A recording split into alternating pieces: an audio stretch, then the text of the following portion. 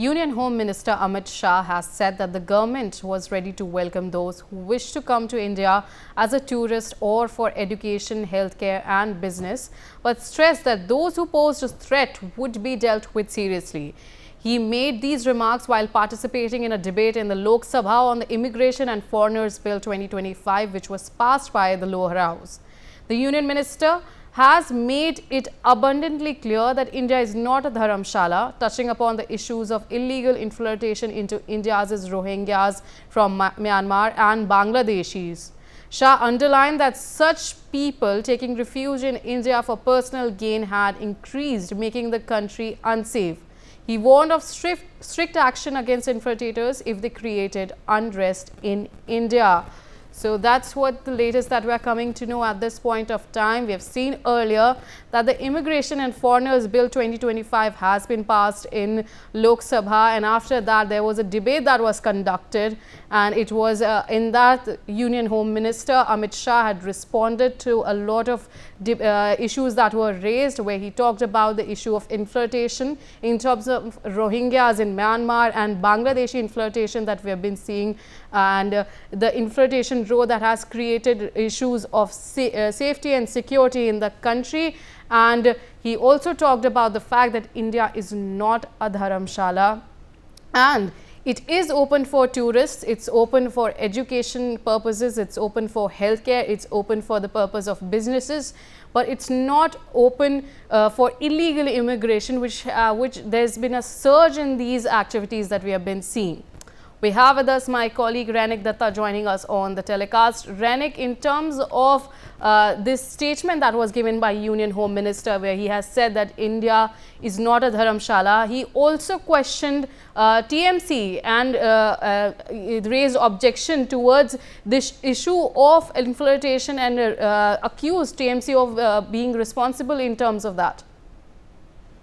हाँ, एकदम देखिए, होम मिनिस्टर की तरफ से जो दावा किया गया है कि जिस तरीके का मूवमेंट बंगाल में दिखाई दे रहा था, जिस तरीके से बंगाल का बॉर्डर को इस्तेमाल करके इलीगल एक्टिविटीज होता है, उसी को देखते हुए होम मिनिस्टर की तरफ से ये कमेंट बोल सकते हैं, क्योंकि इसके पहले भी दिखा गया था कि बांग्लादेश का ये इश्यू सामने आने के पहले भी बार बार से सेंट्रल गवर्नमेंट की तरफ से दावा किया गया था कि बंगाल में जो बांग्लादेश बॉर्डर पड़ता है, उस बॉर्डर में सही तरीके से बॉर्डर में जो फेंसिंग लगाने का काम वो रोका हुआ है, क्योंकि बंगाल का गवर्नमेंट की तरफ से जमीन नहीं दिया जा रहा है। और उसके साथ साथ ही सेंट्रल गवर्नमेंट की तरफ से ये भी दावा किया गया था कि जो इलीगल इमिग्रेंट होता है उनको शेल्टर देने का कोशिश टीएमसी के गवर्नमेंट की तरफ से किया जा रहा है, ऐसा दावा भी किया गया था। मगर उसके बाद अगस्त महीने से अगर देखा जाए तो बांग्लादेश का ये इशू सामने आने के बाद से लगातार जिस तरीके से एक के बाद एक दिन इलीगल एक्टिविटीज जो है वो बॉर्डर लाइन पे दिखाई दे रहा है, उसमें भी बार बार से दिखाई दे रहा है कि मालदा, मुर्शिदाबाद, ये जो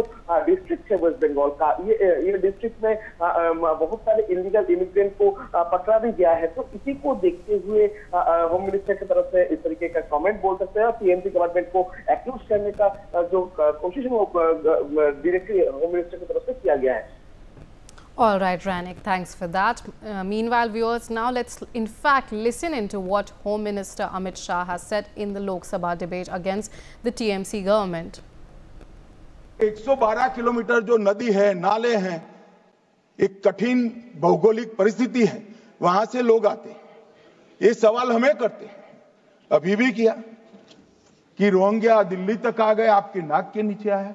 मान्यवर, ये बांग्लादेशी घुसपैठिए हो या रोहिंग्याज हो, जो घुस कर आते हैं, पहले असम से भी आते थे जब कांग्रेस की सरकार, अब बंगाल से आते हैं टीएमसी की सरकार, घुस कर आते हैं। इनको आधार कार्ड दादा कौन देता है? नागरिक कहां के बने हैं? कहां के बने हैं? जितने बांग्लादेश से पकड़े गए 24 परगना जिले का आधार कार्ड और नागरिकता है मान्यवर। और ये जो आप आधार कार्ड इश्यू करते हो, वो आधार कार्ड लेकर, वो वोटर कार्ड लेकर ये दिल्ली तक आते हैं, आप उनको आधार कार्ड इश्यू न करो, आदमी क्या परिंदा भी पैर नहीं मार पाए। Meanwhile, my colleague has spoken to some political leaders on the bill passing. Let's in fact listen into that. Sir, fencing के लिए जमीन नहीं दे रही पश्चिम बंगाल सरकार। अमित शाह ने आरोप लगाया कि 10-10 रिमाइंडर दिए हैं गृह मंत्रालय ने, उसके बावजूद भी फेंसिंग के लिए जमीन देने को तैयार नहीं पश्चिम बंगाल सरकार।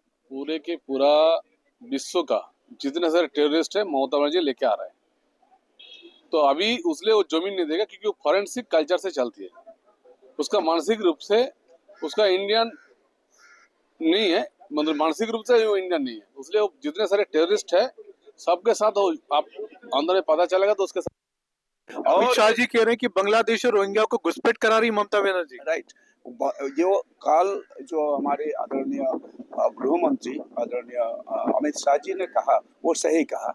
जो 450 किलोमीटर अभी तक वहाँ पे जो बॉर्डर एरिया है उसमें हम लोग फेंसिंग नहीं बना सकता रहा हूँ, इसीलिए बना सकता हूँ नहीं क्योंकि वहीं पे जमीन नहीं दे रहे हैं। इसीलिए हमारे आदरणीय हमारे गृह मंत्री जी ने कहा जो जमीन नहीं देने के बावजूद हम नहीं बना सका, तो जमीन जितना दिन वो खुला रहेगा, फेंसिंग नहीं बनेगा, उतना दिन ही वो बांग्लादेशी घुसपैठिया को वहां से घुसाएंगे और अपना वोटर बनाएंगे, अपना कुर्सी बना रहेगा। खगेन साहब, ऑक्सफोर्ड में ममता बनर्जी ने जब भारत की इकोनॉमिक पर जब ये कहा कि वो इससे ओपिनियन नहीं रखते कि भारत आर्थिक शक्ति बनेगा, तो उनका विरोध हुआ है वहां पर। वो जो आज ममता बनर्जी जो कह रही है, तो ये भारत को विकसित भारत बनाने की हमारे माननीय प्रधानमंत्री आदरणीय नरेंद्र मोदी जी ने 2067 साल उन्होंने कहा, तो हम जो अब भारत को विकसित भारत बनाएंगे, इसलिए हम जो हम अब 2027 में हम हमारे जो देश और भी सशक्त हो जाएगा और 2047 में हम लोग विकसित भारत बनाएंगे, विश्व गुरु बनाएंगे भारतवर्ष को। इसी लक्ष्य के लेके हमारे प्रधानमंत्री आदरणीय नरेंद्र मोदी जी ने सबका साथ, सबका विकास, सबका विश्वास, सबका प्रयास के जो मंत्र पर चल रही है। खगन मुर्मू साहब, जिनका कहना है कि 2047 तक भारत को विश्व गुरु बनाएंगे और